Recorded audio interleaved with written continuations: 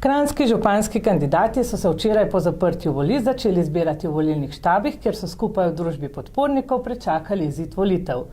Zoran Stevanović se je v izjavi po razglasitvi prvih delnih izidov glasovanja za župana mestne občine Kranj zahvalil vsem, ki so se udeležili volitev, predvsem pa tudi tistim, ki so glasovali zanj. Gospoda Zorana Stevanovića pozdravljamo v našem studiu. Čestitke ob uvrstitvi v drugi krog in kako se vam zdi?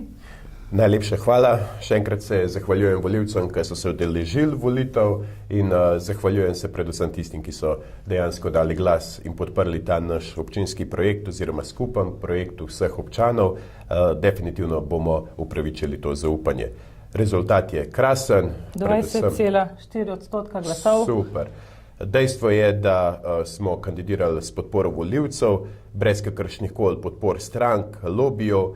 Neka minimalistična kampanja je bila in na ta način predstavljamo dejansko nek fenomen na slovenskem političnem prostoru. Ja, dejali ste nedolžno, belo, vijolično. Bela signalizira našo neko politično nedolžnost in pa zaupanje, vijolična je pa pač neka predstavitev indigo generacije, ki ima dost strankarskih razpartij, dost levih, desnih, zgornjih, spodnjih, rdečih, črnih, belih, ampak želijo v bistvu danes narediti vse, da nam bo jutri boljše. Ja, življenje gre naprej tudi v novih barvah. Tudi največje število mestnih svetnikov imate v Kranju, dobili ste kar 6 mandatov. To je eden od teh indicov, ki kažejo na to, da so ljudje siti strankarskih razprtij in da v bistvu z neodvisno listo lahko marsikaj naredimo.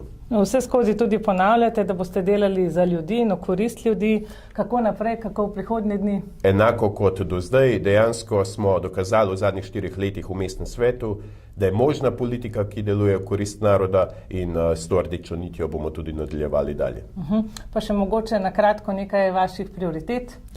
Kar se tiče programskih prioritet, so jasne, gre za antikorupcijsko osvežitev same občinske uprave in pa javnih zavodov, seveda tudi pomoč malim ljudem, ki si to zaslužijo, zahvala prostovoljnim gasilcem in pa vsem, ki se ukvarjajo s sistemom za zaščito pa reševanje, s tem, da jim bomo financirali dodatno zdravstveno zavarovanje, ureditev komunalne in cestne infrastrukture in pa seveda, kar je najbolj pomembno, preprečevanje odtekanja denarja skozi javne razpise.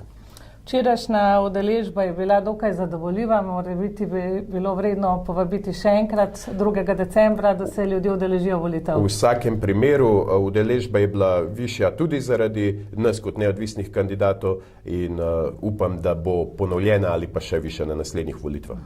Kaj vas čaka v prihodnjih dneh? Precej dela.